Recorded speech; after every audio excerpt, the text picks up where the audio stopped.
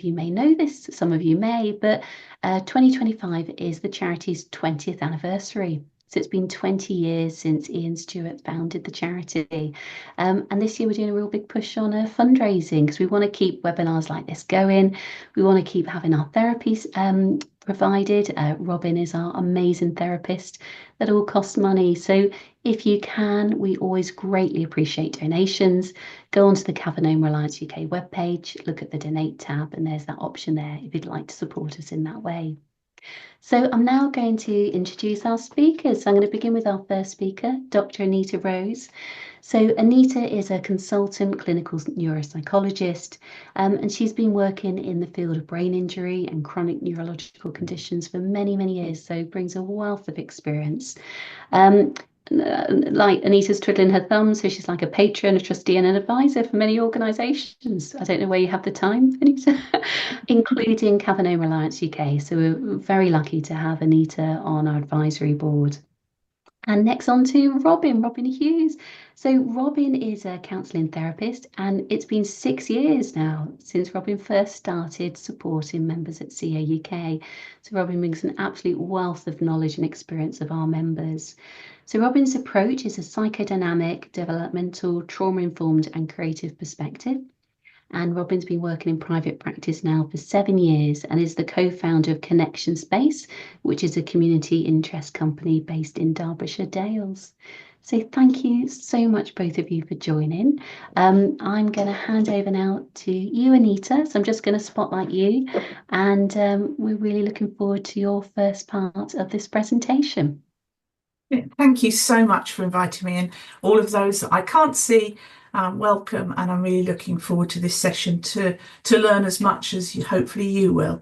So today we're going to be talking, as Robyn says, about Cavernoma and mental health, and I think this is a vital area that we need to be considering, and it's so often forgotten, not by people with Cavernoma, but certainly by healthcare professionals, I'm very sad to say at times. We recognise that Cavernomas affect people physically, cognitively and emotionally. So it's not just a physical condition, it has other impacts around it.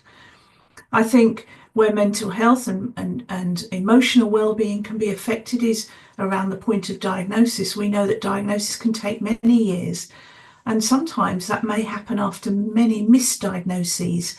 And so you've been living in limbo land thinking you've got something else, and then by some accident, sometimes a random scan, you may have to have a diagnosis is made. I was recently shared the report with me, which was completed by the European Cavernoma Alliance, which included Cavernoma Alliance in the UK. And they surveyed a number of people, quite a large number actually, that had Cavernoma. And 35% of them had reported being misdiagnosed. So living with that does not help emotional well-being. I think the way we treat Cavernoma can be, like, let's just wait and see. Is it going to get any worse? If the symptoms are going to get worse, do we consider then surgery? And surgery, it's so that the wait and see is anxiety, and gives enough anxiety and fear, but then to have to go through surgery is also very anxiety provoking.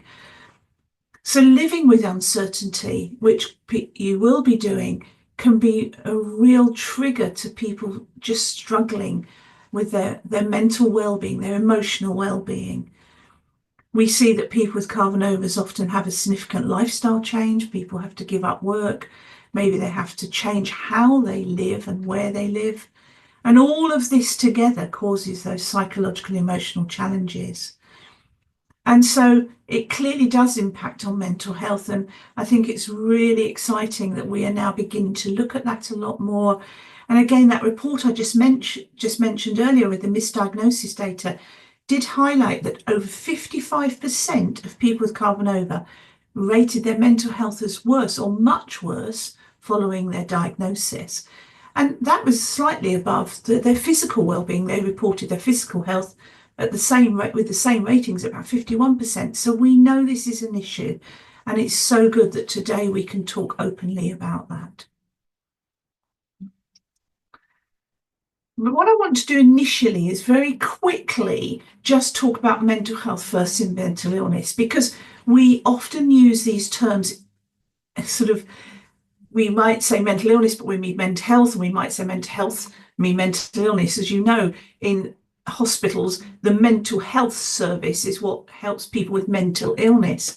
But actually, mental health is just like physical health. It's a part of everybody's makeup. It's who we are. Our physical health is very much the state of our body, whereas our mental health is the state of our mind, feeling, emotion, and that can be both positive and negative. We can have good physical health and feel fit and vibrant, and we can equally have poor physical health. And that's the same, but we still use the term physical health.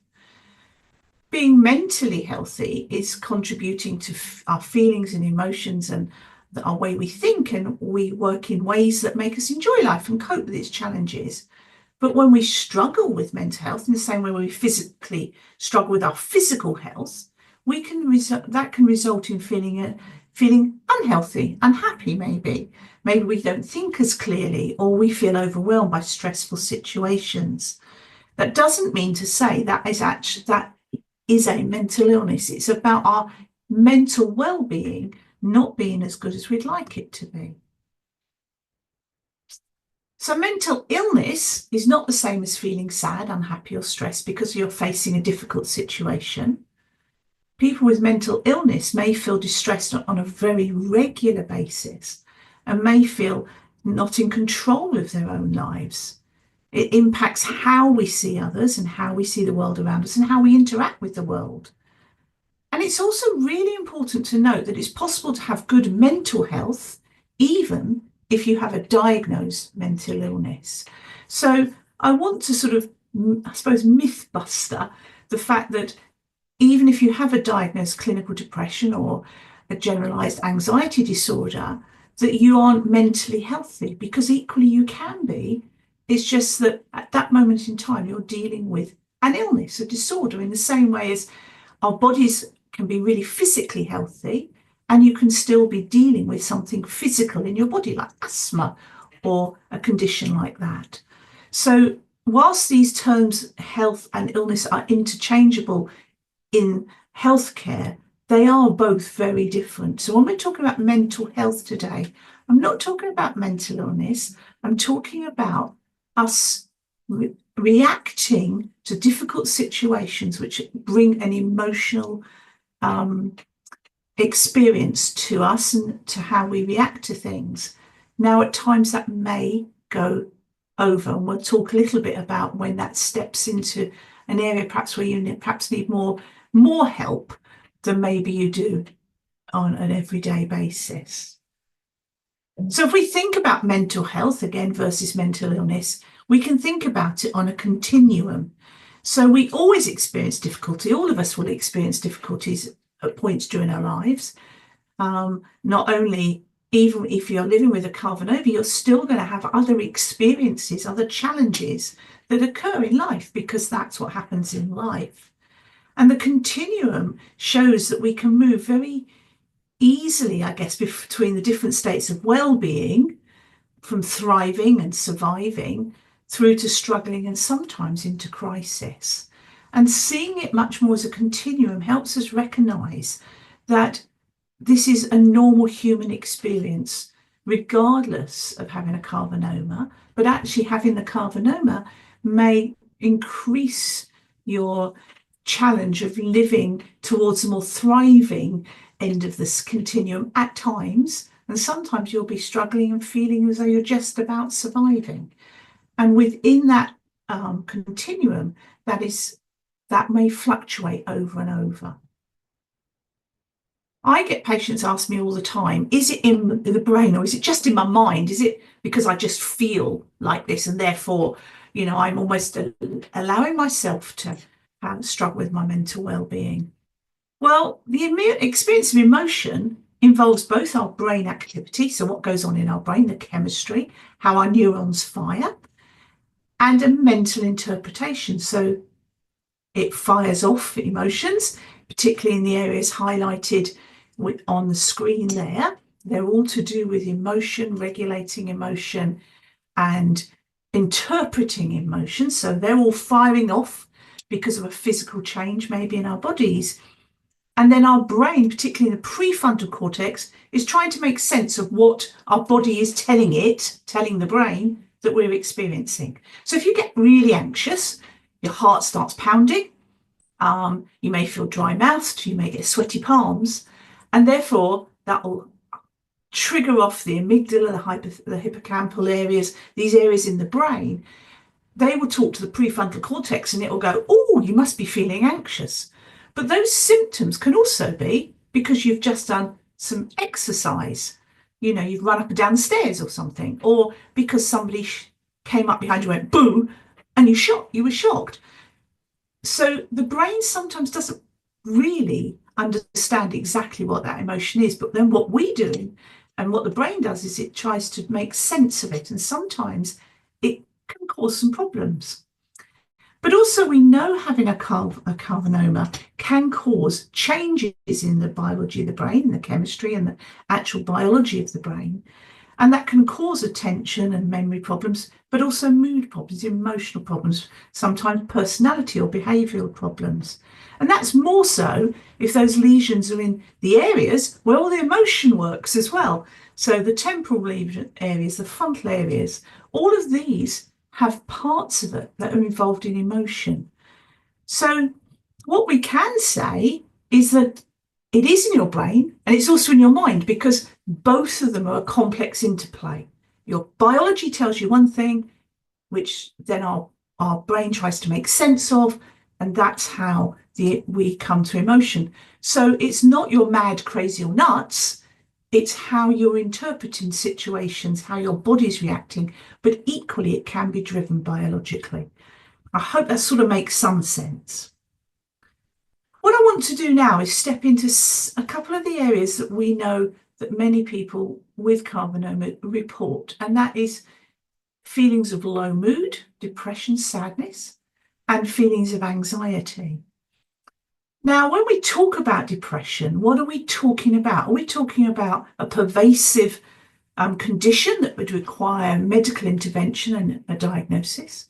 Or are we talking about what sadness is, where we react to a situation? Sadness is a normal emotion. We all experience sadness at different points of our lives for different reasons. From one continuum from death right through to feeling sad because something didn't happen or something didn't work the way you wanted it to. So we feel sad, and it's normally an appropriate reaction to the situation that's occurred. So if I find my computer crashes in the middle of doing this webinar, I'm going to be sad because I was really excited about giving this webinar. But it's a transient emotion, and I generally might be quite tearful, trying to get back onto the computer, trying to work it all out. But once it's sorted, that transient emotion moves away. It's a natural coping skill that's required for us to grow and to grow in maturity, to enable to develop emotional well-being. And actually experience sadness, particularly at loss or tragedy, actually helps us move through painful events. It helps us become resilient. It helps us move forward as we grieve, as we deal with the sadness we're experiencing. But it's really important to notice sadness is transient and it's situation specific. Whereas depression is very different. It can just appear out of the blue. People often say, I was feeling, I think, relatively fine, but then suddenly I woke up and I just couldn't cope and everything seemed like a black cloud. It just appeared out of the blue. There was no trigger to it. And I think it's really important we make that distinction between that sort of low mood, life just isn't so good at the moment, and I just feel a bit fed up, I suppose. And that's not to decry that emotion of sadness. It's a way of trying to explain it. And those that actually have major depression, that's where we need to be able to step in medically, therapeutically, to support people in a different way than we will if people are dealing with sadness. Depression is often characterised by pervasive mood change. So it's all encompassing. It affects the whole of your life. You find you can't do things, you can't engage with things, that everything seems a really big effort. That sadness is very, maybe you'll be very, very tearful and it's just not going away. We often see that people have quite significant altered sleep. Either they sleep too much or have lots of wakings, ups during the night and just can't settle. And their appetite gets affected. Either they eat too much or they eat not enough. And then with that as well, we see distorted beliefs where people really feel sense of guilt for maybe no apparent reason. Often feel very worthless, hopeless. There is no hope. There's nothing I can look forward to anymore. And maybe even experience feelings of suicidal ideation, wanting to end it. What is the point of living? And what we often say is if this carries on for over 2 weeks, this is where we want people to report to their GPs, to go and see their GPs, because there are ways we can help. And I'll talk about treatments in a moment. The other area I really wanted to touch on, we could touch on all of the areas, but I've tried to hone it down to the two main areas that I deal with in my clinics daily, is worry and anxiety. Now, anxiety, again, is a natural response. It's a natural response to fresh pressure, feeling afraid or threatened. And it can show up when we're feeling physically and mentally tired sometimes, and it shows up in how we behave. It's very common to describe anxiety as dread or fear or uncertainty or unexpected emotion, and it ranges from mild through to severe.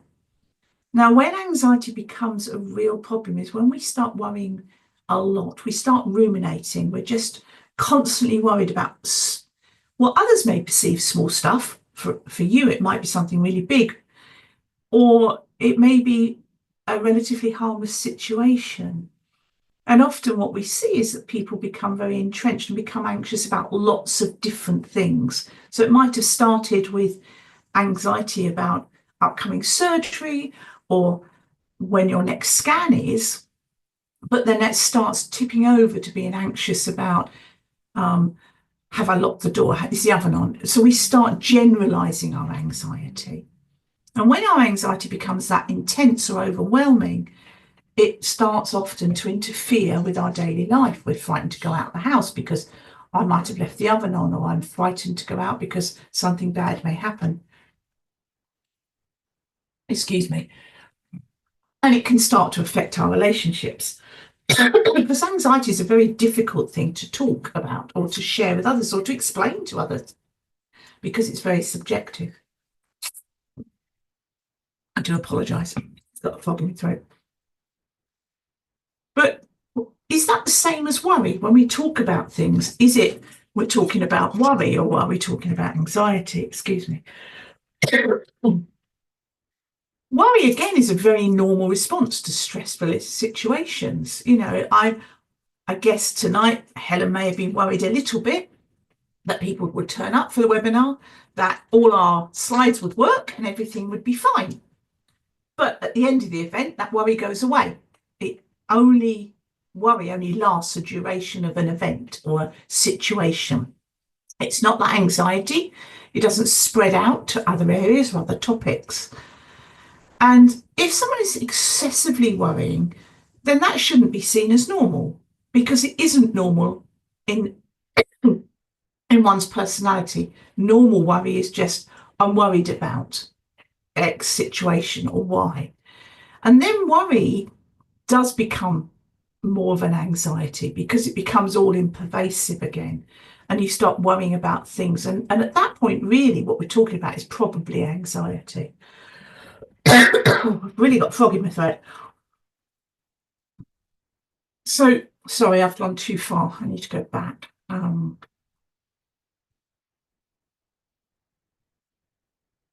So, just to make sense, most people worry about current and future events. It's normal, happens regularly. I guess probably all of us who are honest probably worry about different things during a day. Worry can be motivational, but so can anxiety. It can spur us on to action. That anxiety about getting the tax return done in time by the end of January. We are motivated to do it, partly because there's a fee if you don't. but that doesn't stop us being anxious or worried. But if we are becoming very preoccupied with the what ifs, those worst case scenarios, if I don't do this, what will happen? Or what if I do this, will that happen? It becomes a problem. And it's at those points when it's becoming at that sort of level of taking over, of you being very overwhelmed. Again, treatments, medical interventions, therapeutic interventions can be really, really helpful. And that everyday worrying, if we don't address it, can then lead to stress. And chronic stress actually makes a lot of these emotions worse, and it affects our physical well-being. And this is fueled often by our worry, our negative thoughts, impacting our feelings, so how we feel, we're anxious and worried. Then we behave, we either withdraw, we may become more irritable, anger, that makes us feel worse, and then it becomes a cycle. And at that point, people like Robyn at the centre that can provide therapy, or your GP can provide advice and support, and even medication if needed, because there are things we can do to help. I just want to mention a couple of bedfellows to anxiety and worry, and arguably sometimes to depression as well. Because when you feel unsure, and fear can easily come along and take control, and fear is overwhelming, it seems insurmountable. And fear is part of that fight and flight mechanism. Remember that brain I showed you? If we were looking at your brain and at the point of fear, anybody's brain, they'd be really, a specific scanner, they'd be very lit up, they'd be really, really active. And it sets off a whole sort of adrenaline rush, which sets such a physical change in our bodies.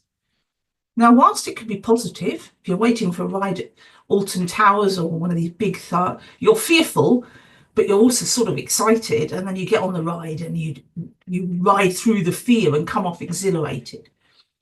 And that's because of the biological change. However, ongoing chronic fear leads to greater stress, and then leads to that generalized anxiety I was talking about. So it doesn't really matter what terms we use when we're trying to express anxiety. What we're concerned about is if it's overwhelming and all-consuming. And it's at that point we want to support people to get help. I just want to say a very quick side note here. Anita, ever so sorry, just to let you know, we've come to the end of the 20 minutes, but I know you've got I've got another 5 on my stopwatch here. Oh, maybe that's me, but maybe I've got the time wrong. No, I've got times, but maybe I pressed it long. Okay. But yes, but I know you've got some really important slides still to continue. I'm going to rush through these really quickly. No, I'd say give yourself another 5 minutes, and then we'll be perfect. Thank you. Sorry, I had a coughing fit, and didn't help, did it? So a side note, I wanted to mention this because this is something that I know people have brought up, and that's around post-surgery mental health. So I've had my surgery for my cavernoma, or my loved one has, and we've noticed they've become quite depressed, or they've changed in their emotions. And why is that? Well, actually there's a lot of research for all types of surgery that show that's perfectly normal, that post-surgery depression is not uncommon. And they think that's probably partly to do with the surgery, the fear and the anxiety of having the surgery, but also because of the anaesthetic and other changes that occur through having surgery. But it's still important. It's a bit like when I said earlier about depression, that if it's becoming overwhelming, that you get help. Surgeons don't talk about it, but it is very, very common for all sorts of surgeries, not just cavernoma. Sorry, I should have said. So treatment.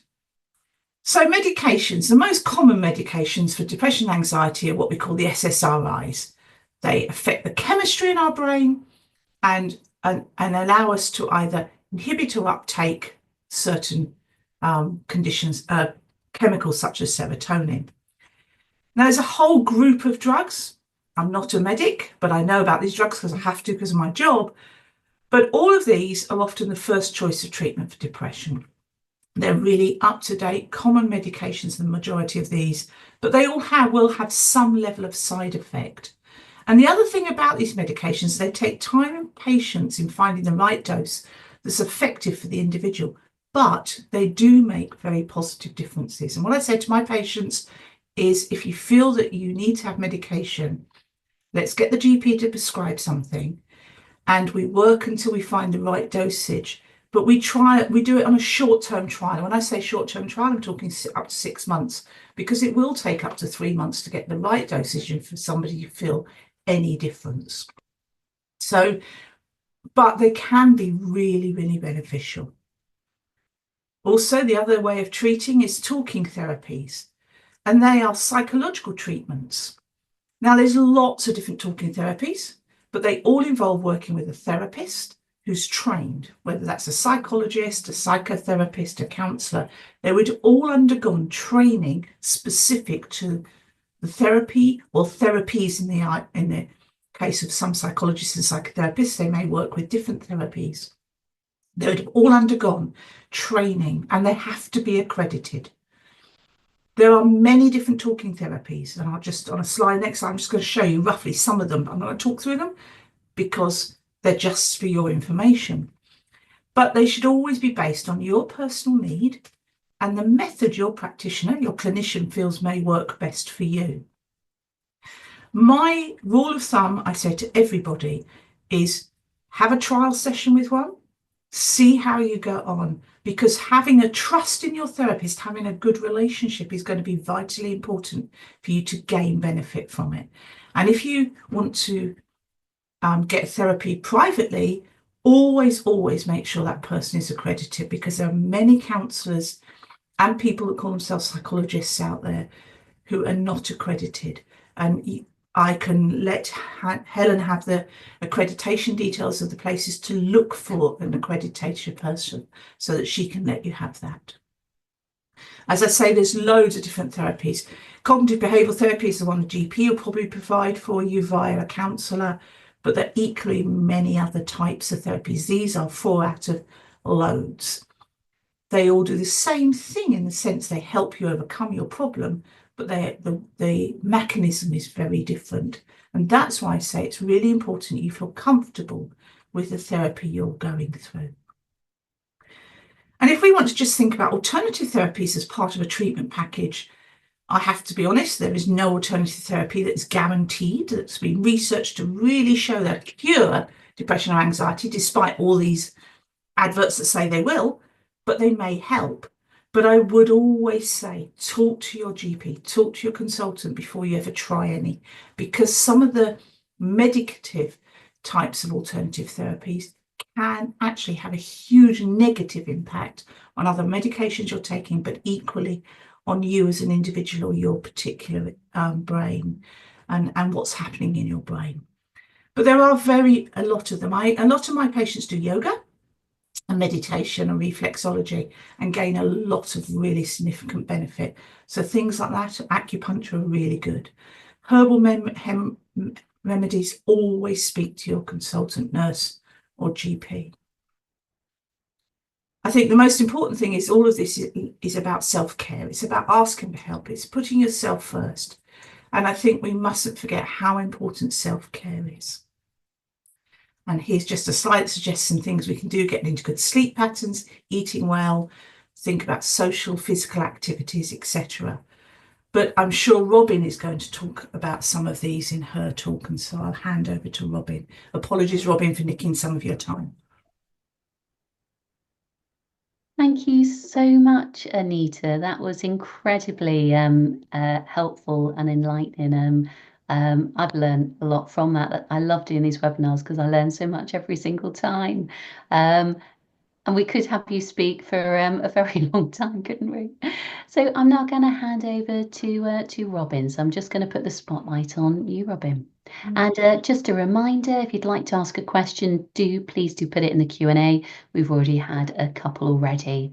Over to you, Robyn. Thank you, Anita. That was so informative, and I've learnt lots myself listening to your talk. I really enjoyed it. Thank you. So, thanks for inviting me to talk about well-being, mental health, and well-being. It's something I'm very passionate about, and linking to something that Anita said in her talk, that I spoke to a very eager group of beavers, cubs, and scouts many years ago, and I said, "Who's got physical health?" And they all, "Oh, oh, oh, me. I play football, I play rugby, I dance, I do this, that, and the other." And we chatted about that. And I said, "Who has mental health?" And none of them put their hands up, which led to loads of discussion around how we feel. And as Prince William says, we've all have mental health just as much as we have physical health, which is really important. So, yeah, the aim of my presentation is to introduce the idea around the 5 ways to well-being, and this is a public health sort of outcome researched methodology, which is so simple and just beautiful, and I'll explain more about that. And I hope to share some commonly shared topics that come up within my conversations of people within the Cavernoma community, and to explore what helps as well. And you know, I'm not going to patronize you. You're able to know what helps you, I'm sure. But there are some creative things out there that we can be doing to improve how we feel, and that's for all of us.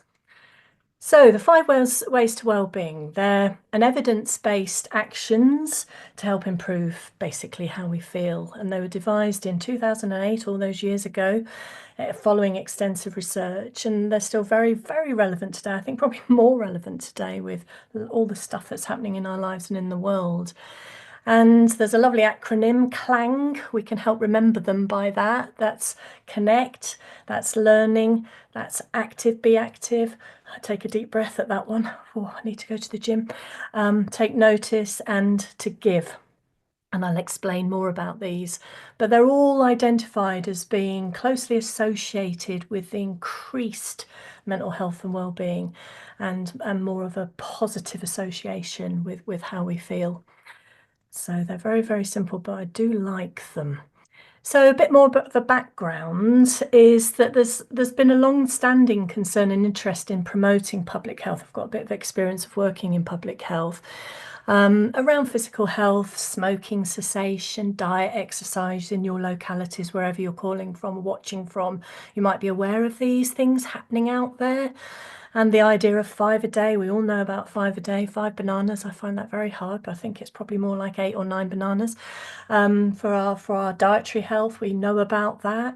But how do we promote health and well-being? How about 5 a day, if we can, to promote our mental health and emotional health? And when times are difficult, if we generally, and I'm talking really generally here, have good mental well-being, we can more often or not cope with changes, because life throws many curveballs, doesn't it? For all of us, we all lose people, we all experience some level of discomfort and poor health, etc. But there's evidence to suggest that well-being is based on our situation in life, our relationship with others, the things that we do, the life skills that we have, and the things that have happened to us, for example, our health. And these things affect how well we feel and how well we deal with what life throws at us. They can be hard to control and predict, can't they? These things don't happen for a reason. These things are random. That's really tricky. And especially if we feel alone and that we don't necessarily have that extended support around us. So reaching out to the Cavernoma community, as you're doing tonight by coming here, to others with lived experience can be so important and so helpful. Mental well-being means we feel good enough. That's a statement within therapeutic worlds, good enough, about ourselves and the way we live our lives. And most of the time we feel relaxed and useful. I certainly don't feel that all of the time. We can think clearly most of the time, problem solving, we can find resources and make up our mind and make decisions about things. We feel close to other people and look forward to things. We generally feel satisfied and content. And this thing that the happiness trap about always being happy is an unrealistic expectation, and none of us can feel that. And but we can generally work towards, okay, I don't feel that, but what might help me in this moment? Good mental well-being helps us to cope better with life's ups and downs, there's no question. And then we might ask ourselves, what if I haven't got it? Oh gosh, what if I haven't got it? I don't feel like this. What if we've experienced really tricky times associated with our health, with living with Cavernoma? I'd say a really important thing is to meet this with loads of self-compassion, to lather that on and consider those small, manageable ways of improving how we feel, whilst asking for others for support. We don't have to do all of this life stuff alone. There are ways to improve our mental health and well-being, increase feelings of happiness and fulfillment so that we can get the best out of life. And I'm honestly regularly blown away by those ways that the Cavernoma community members find of improving how they feel through such simple ideas. And these 5 ways are around giving us some tips, I guess, on what that might be. So the first one I want to look at is connect. It's a particular friend of mine. I love all this connection stuff. I'm fascinated in it. And people from the Cavernoma community have shared that they recognise sometimes post-diagnosis the sense of needing to withdraw, of needing to reset. A big change has happened. This thing has landed. What am I going to do with this? And that might be some disconnection going on there from people, from communities, which is understandable. And folks need time to recover. But also it can be a bit of an aftershock that might carry on a bit longer. Lots of communication around there about how to connect.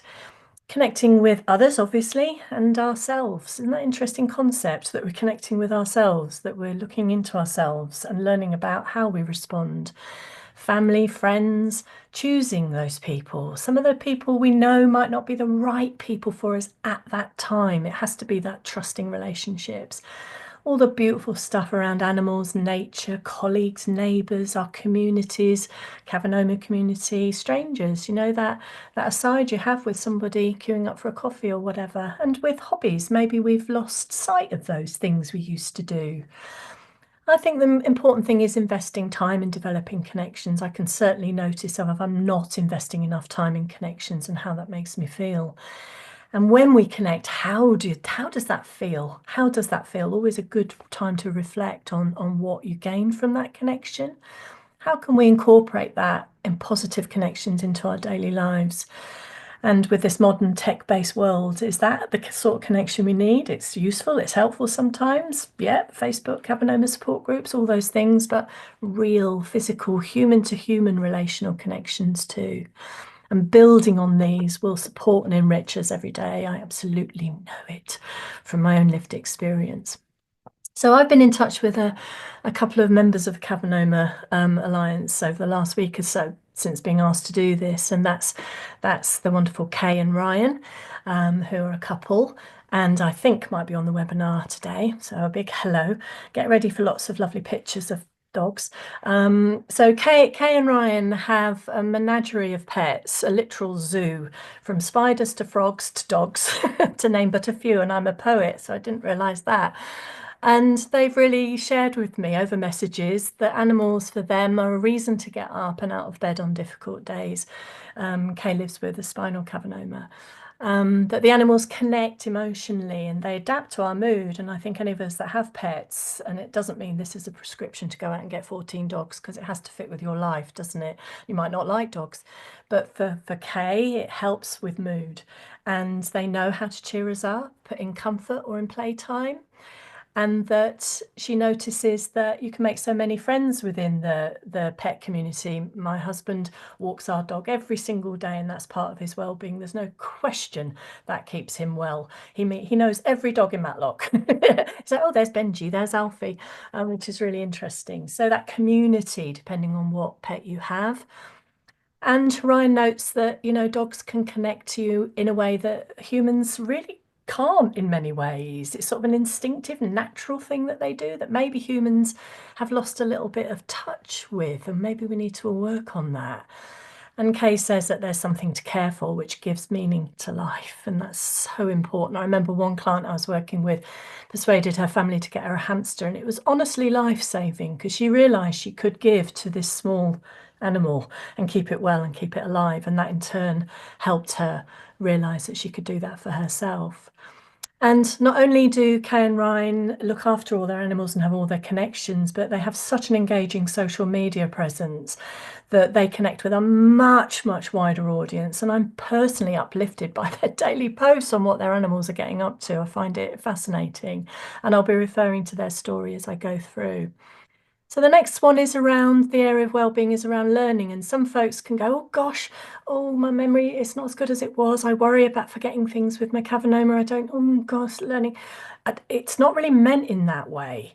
It's meant in a real kind of body, whole, holistic way of experiencing things that we enjoy.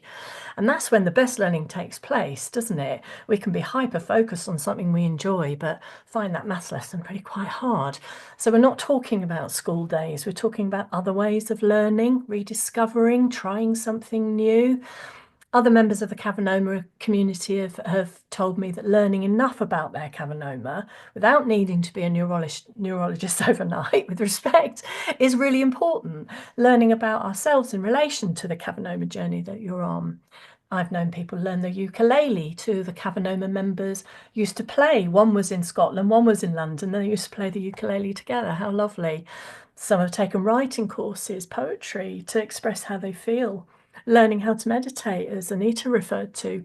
Learning how diet can affect how we feel. The important thing is that learning, excuse me, can be playful and can be fun. Excuse me, that's same cough that Anita's got.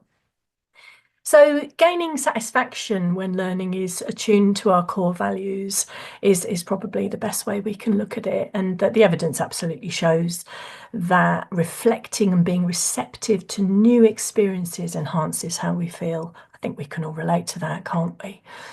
So going back to Kay, in this instance, the learning that her crafting business, Kay has a crafting business, and that provides accessories for humans and pets, and it gives her a reason to get up. It solves boredom, which has helped her mentally, and she can do it on her own terms. And if it gets too much, she can have a rest. So not only is she doing all these wonderful making things, she's learning how to run a business and learning how to make accessories and expanding on her range. Very smart animals there. That's a diversionary photo technique I'm using. So the next one is about being active, which is one I find quite hard. And we know that moving our bodies is good for us. And Kay uses a wheelchair, and she shared that her crafting has helped her build up physical strength in her arms and in her core muscles, where she did lose some muscle strength. And the pets obviously encourage us to get outside on days where we don't normally, even in the rain. We wrap up warm, we're all right, we'll go out. And for Ryan, they give him sometimes a reason to get up and move. And I think it's really important to state here that we move in ways our body can manage.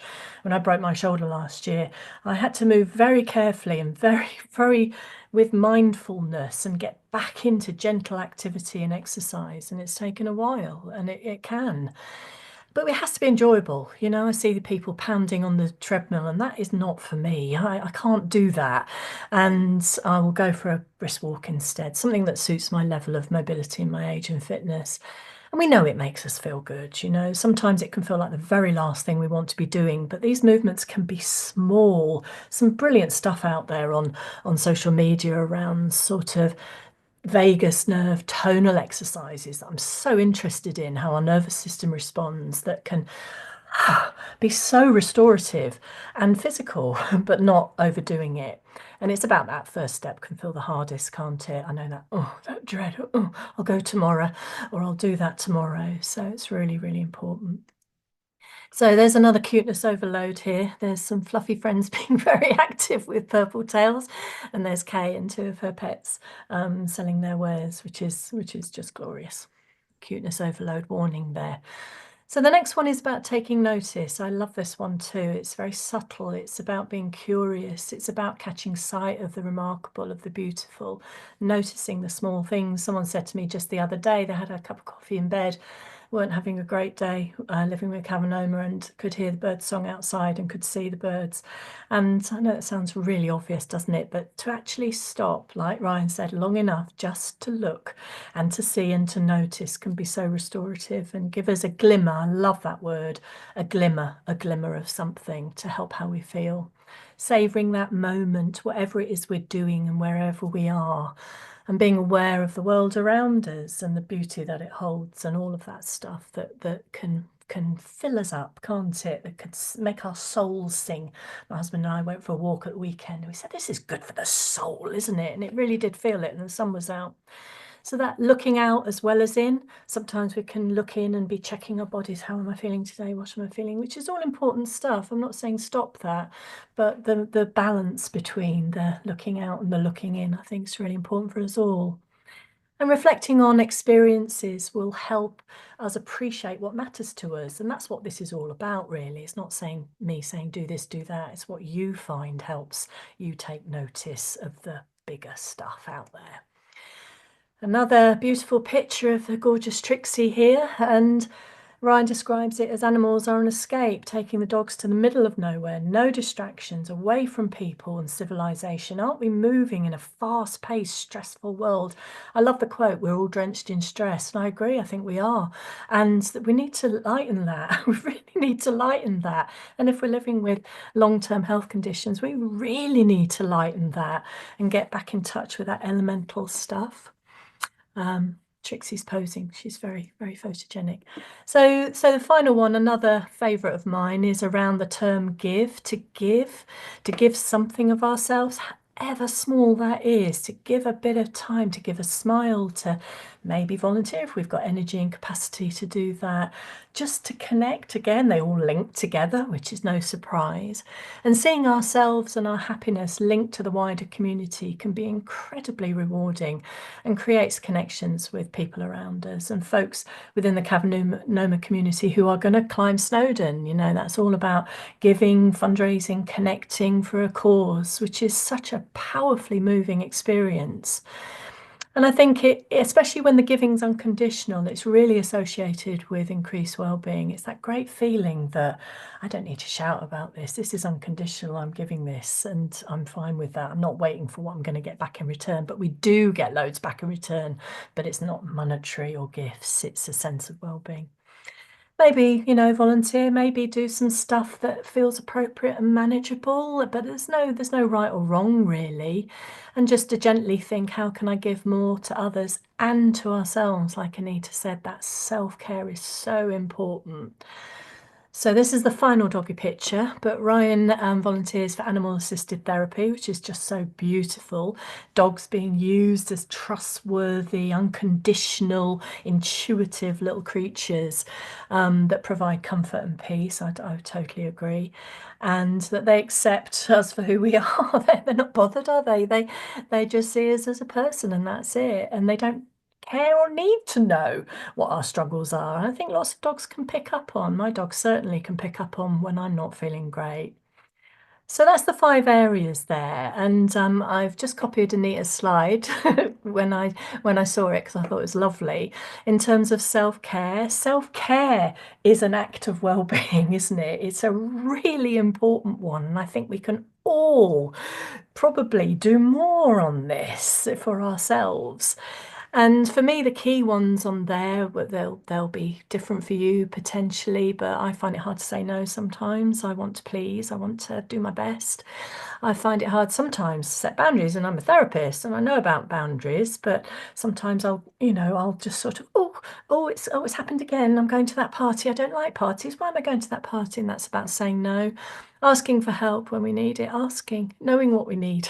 It's a lifelong journey of discovery, and that putting yourself first. We live in a world, I think, where we're sort of told not to. I don't know if you feel the same, but it's that thing around everyone else, and we might have roles. We might be a parent, we might be a carer, we might have older parents. We might, I can't put myself first, but honestly, unless we're resourced and topped up with our well-being, then we're going to be no good to anybody.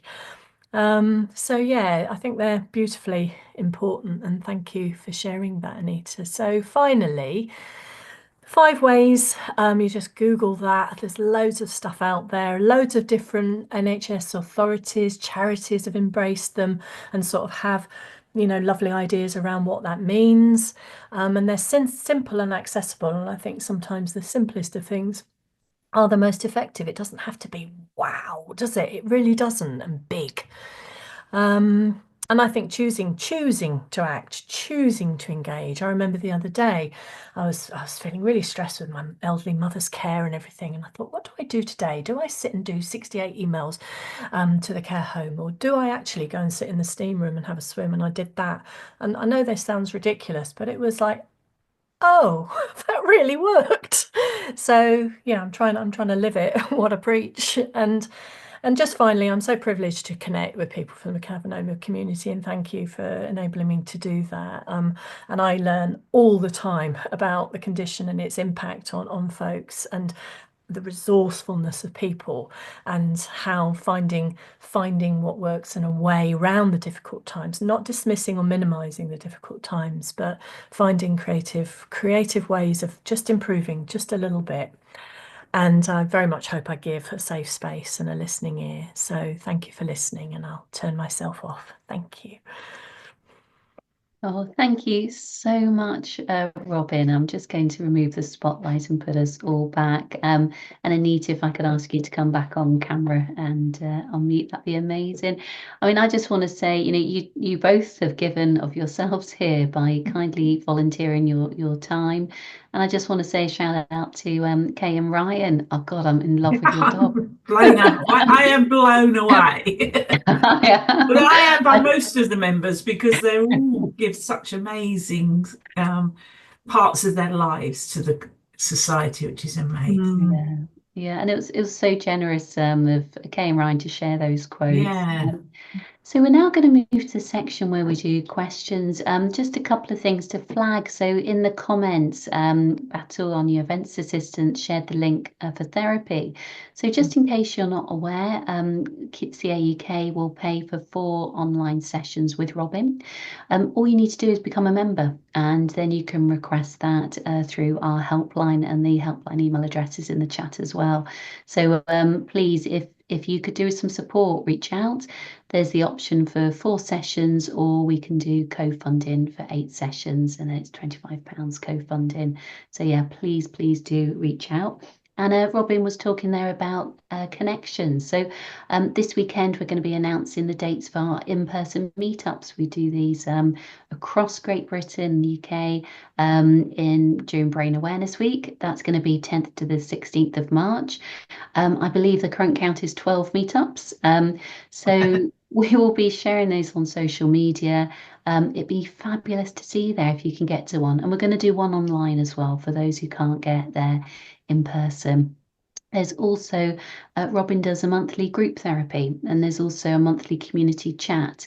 So if you go to our website and look at the events page, we'd love to connect with you online in that way. So Robyn, Anita, I've got 3 questions, and what I'm going to do is probably just give us till 8:35. So I'm just going to give us a couple of minutes over just to go through these questions. And if anyone has any more, please do post them in the Q&A. So the first question is, if you have a cavernoma removed from an area of the brain that affects emotion, would you expect mental health to improve after surgery?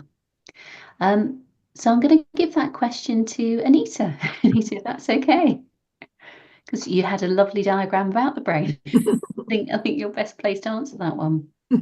I think, in theory, yes, that's the answer.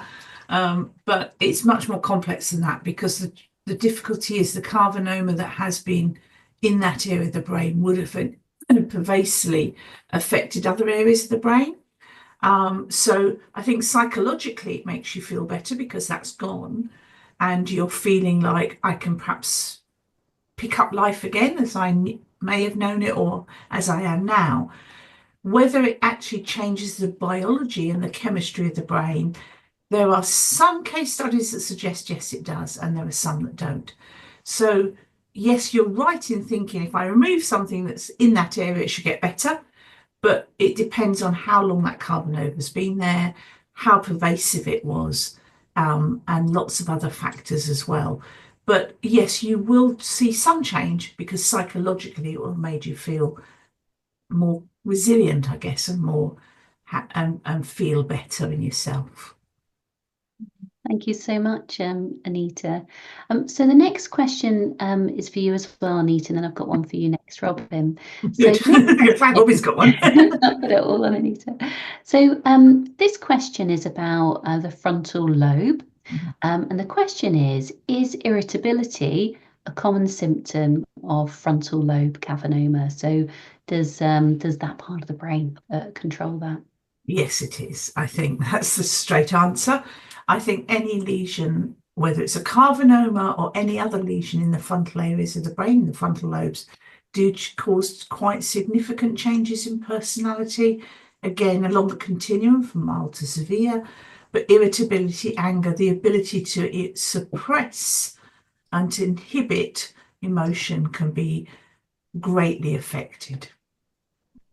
Thank you for sharing that, Anita. And I know some members can get, very upset with themselves, thinking I shouldn't feel this way. I should be able to control this. And I think that's so important to hear that with your cavernoma, it can be then something that's beyond your control. And there are strategies we can teach people to help just temper some of that.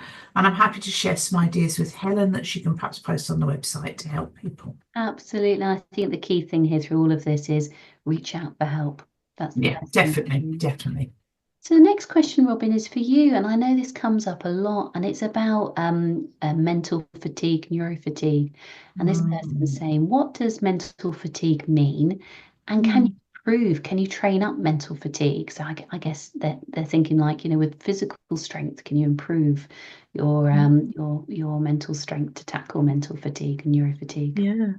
And I think probably Anita, you'll want to chip in here, but absolutely, I think you can improve it. And I think what is it? It will be unique to individuals, but there'll be some common links in there as well. Feeling that persistently emotionally drained sort of sense of feeling, maybe motivation's affected to complete task, that sense of, oh, I just can't, some sort of task paralysis maybe. Feeling like we can't think clearly or in a straight line or make decisions, those types of things. Concentrating can feel hard. And bearing in mind there are crossovers here with physical expressions and manifestations of cavernoma too. Yeah, that overall, I know we'll all be able to relate to that in some way, won't we? In terms of these things feel harder sometimes, and it isn't. It is a physical thing because I totally believe we're all one unit. It's not we're not separate heads, are we? It's we've got a body as well, and that might show up in that. It might be around our sort of cognitive flexibility. Anything you want to add, Anita?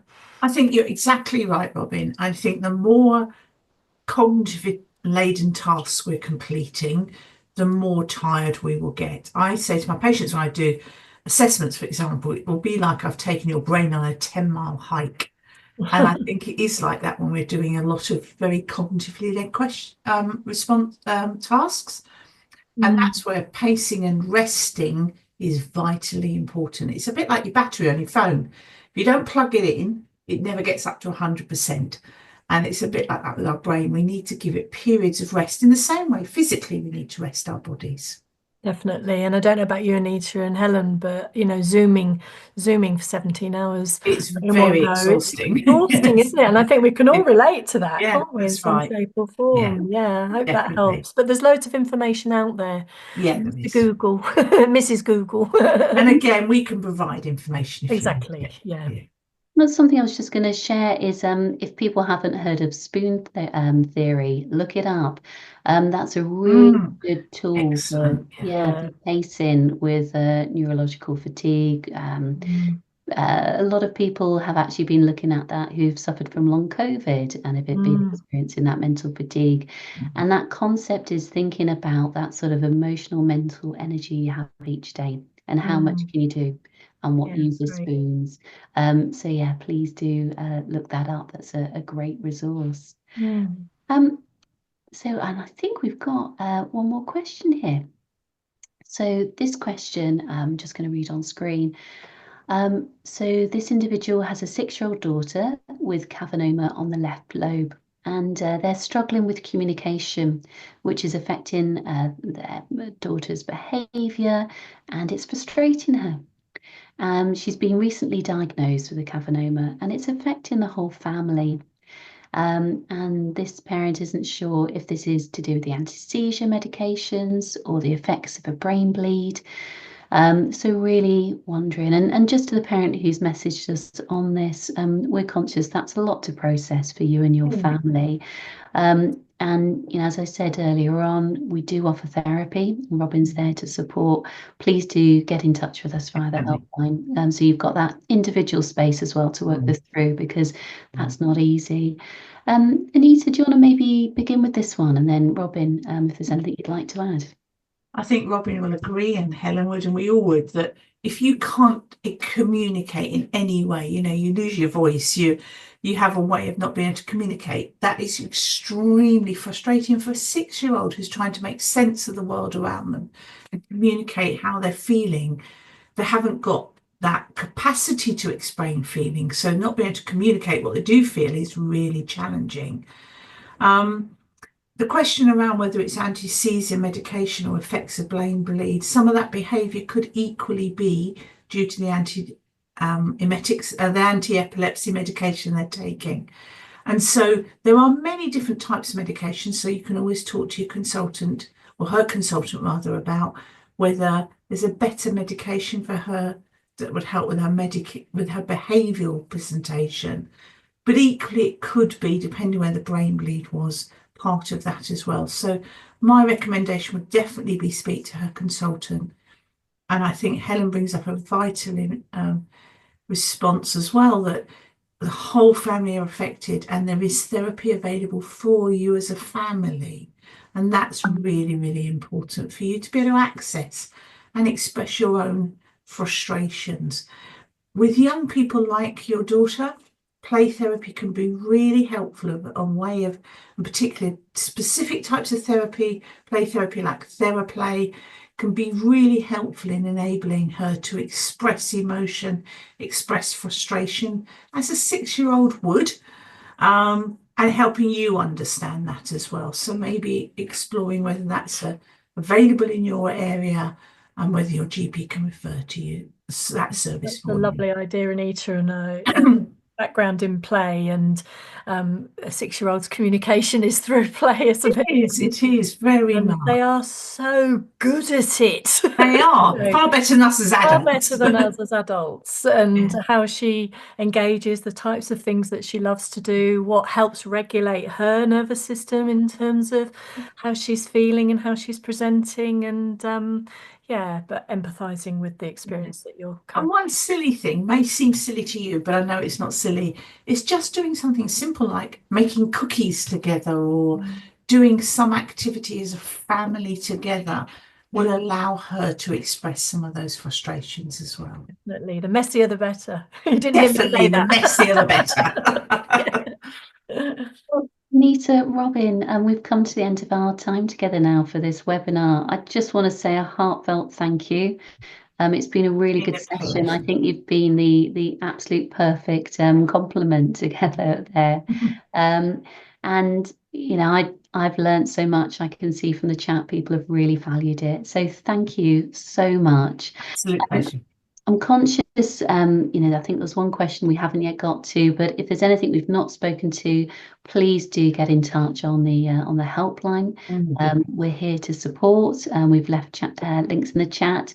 Please do reach out for therapy. I think people often think, oh, I don't want to take it from someone else, or should I not?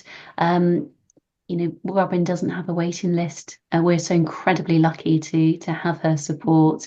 We're here and we want to hear from you, and we'd love to have you get in touch or join one of our group chats. So just as a reminder, this link that you've used to join this session, tomorrow when you click on it, you'll be able to watch this back. So if you'd like to watch it again, that will be available for quite some time. And in the next couple of months, we will ensure this is up on YouTube as well. So I'm going to say good night to everyone. Thank you again, Anita. Thank you again, Robyn. Thanks to Batul, who's been assisting as well. I hope you all have a very, very good evening, and we look forward to keeping in touch. Goodbye, everybody.